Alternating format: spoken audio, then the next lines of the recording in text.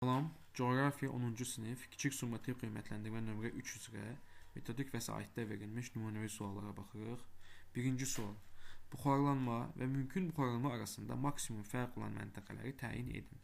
Deməli, bizə istiliyin olduğu, amma buxarlanmanın olmadığı ərazilər lazımdır. Yəni, əsasən bu da səhralara uyğun gəlir. Yəni, bizə səhralıq ərazilər lazımdır ki, orada buxarlanma və mümkün buxarlanma arasında fərq böyük olsun. Bunlar da əsasən bizə verilən məntəqələrdən 1. Böyük səhradır. Sonra 2 ekvator iqlim qurşağıdır, uyğun gəlmir. 3 Turan ovalığı. 4 isə Qərbi Avstraliya, yəni səhrasıdır. Qərbi Avstraliya səhrasıdır, yəni bu da götürülə bilər.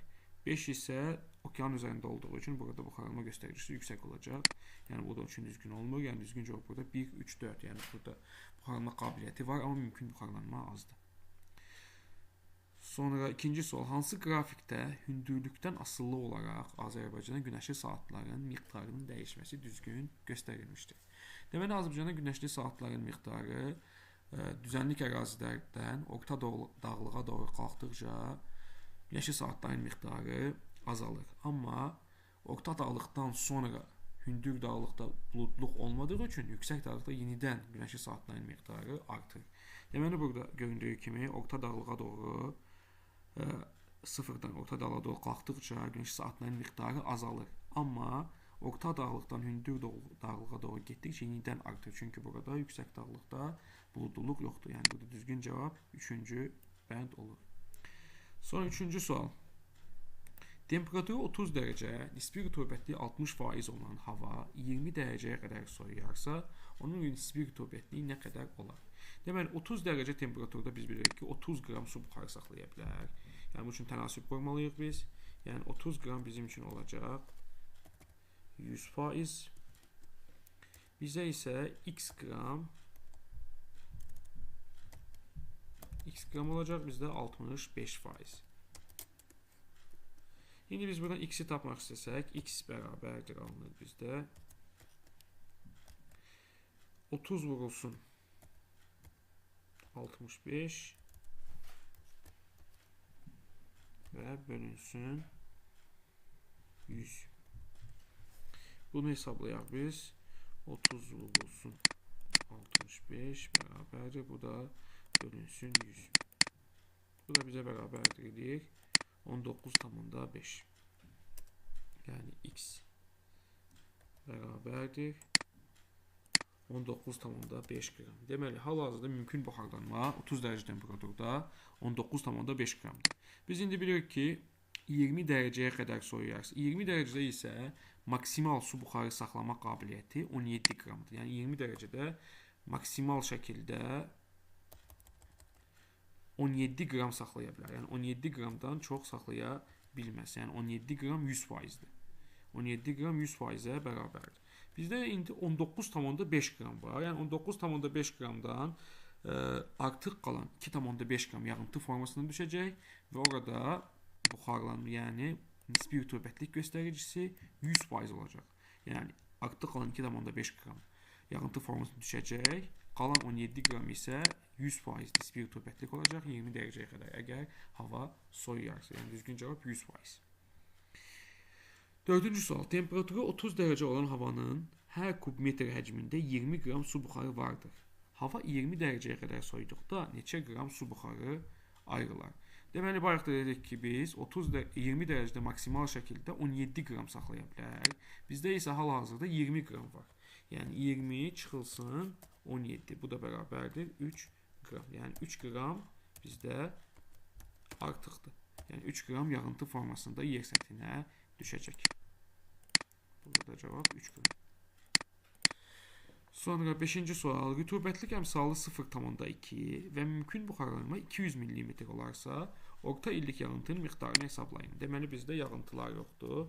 Yağıntı bərabərdir rütubətlənmə əmsalı, yəni rütubətlənmə əmsalı.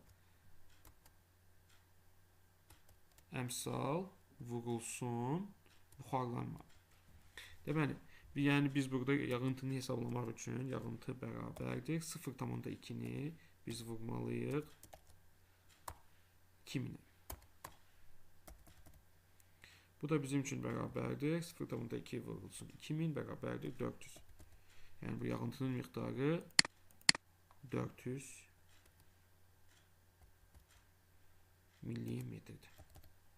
Yağıntının miqdarı 400 millimetr deməli bu ərazi üçün. Mümkün buxarlanmanın xarakterik olduğu məntəqələri təyin edin.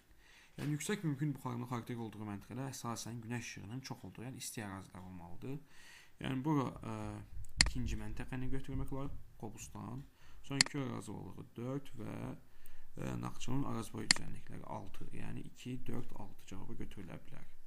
Sonra yaşayış məntəqələrinə uyğun gələn iqlim diaqramlarını müəyyən edin. Deməli, birinci Bakı şəhəridir. Bakı şəhərində qışı mülayim keçən yarım səhra və quru çöl iqlimidir. Qışı mülayim keçən yarım səhra və quru çöl iqlimdə bizə A bəndində göstərilib. Yəni 1-ə Bakıya A bəndi uyğundur. Zaqatalada qışı quraq keçən mülayim isti iqlimdir. Qışı quraq keçən mülayim isti iqlimdə bizə C bəndində göstərilib. Lənkəranda isə yayı quraq keçən mülayim isti iqlimdir. O da B bəndində göstərilib. Yəni bu formada olmalıdır. 7-ci sual. Sonra 8-ci sual. Temperatur və yağıntıların paylanması qrafiki hansı iqlim qurşağı üçün xarakterikdir? Fikrinizi əsaslandırın deyilir. Deməli, diqqətlə baxsaq burada temperatur yüksəkdir bütün il boyu və yağıntılar əsasən iyun, iyul, avqust aylarında yağıntının miqdarı daha yüksəkdir. Yağıntının miqdarı 1926 mm-ə qədər çatır. Yəni bu subekvatoral iqlim qurşağıdır və özü də şimal subekvatoral qurşağıdır. Yəni şimal subekvatoral qurşağı fikrinizi əsaslandırın deyilir. Yəni burada yay aylarında yağıntının miqdarı, yəni iyun, iyul, avqust aylarında yağması, yəni bura ekvator iqlim qurşağının təsirinin göstəricisidir. Yəni yanvar, iyun, noyabr, yanvar, dekabr aylarında yağıntıların olmaması, quraq və isti keçməsi bura tropik iqlim qurşağının təsirinin olması ilə əlaqədardır. Yəni şimal subekvatoral iqlim qurşağıdır. Sonra göstərilən məntəqələr hansı iqlim tipi xarakterikdir? Göstərilən məntəqələr. Deməli bizə A, B, C, D məntəqələri göstərilib və burada hansı iqlim tipinin uyğun gəldiyini müəyyənləşdirməliyik. Deməli birinci A məntəqəsi bayaq da dediyimiz kimi qışı quraq keçən mülayim isti iqlim, yəni mülayim isti iqlimdir, qışı quraq keçən. B dağ tundra iqlimidir. C qışı mülayim keçən yarımsəhra və quru çöl iqlimidir. D isə soyuq iqlimdir.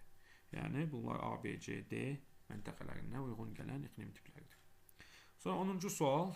Cümləni tamamlayın və mətndəki iki səhvi müəyyən edin deyir bizə. Aqroiqlim ehtiyatları bitkilərin inkişafını təmin edən günəş işığı, sonra bitkilərin vegetasiya dövründə düşən atmosfer yağıntıları, sonra qar örtüyünün qalınlığı və onun səthdə qalma müddəti, həmçinin şaxtalı günlərin sayı və s. aid etmək olar aqroiqlim ehtiyatlarına. İl ərzində orta skalıq temperatur cəminin 1200 və ondan aşağı olduğu ərazilər əkinçiliyin inkişafı demək olar ki, mümkün deyil. Bəli, bu fikir doğrudur. Mülayim qurşaqda aktiv temperatur cəmi 4800-1000 dərəcəyə qədər dəyişir. 4000-dən 8000 dərəcəyə qədər yox, 1200-dən 4000 dərəcəyə qədər dəyişir. Yəni burada bu fikir səhvdir. Bu ərazilər taxıl bitkiləri, şəkər çuğunduru, sitrus meyvəçiliyi. Sitrus meyvəçiliyi mülayim qurşaqda yox, subtropik qurşaqda yayılıb. Yəni bu da səhvdir. Qartof, kətan əkinlərin geniş yayılmışdır. Yəni burada 4000-8000 və sitrus meyvəçiliyi səhvdir və cümlənin adında dedik ki biz aqroiqlim ehtiyatlarına saydığımız vegetasiya dövründə yağıntıların miqdarı, sonra şaxtalı günlərin sayı, qarın qalınlığı və səthdə qalma müddəti və s.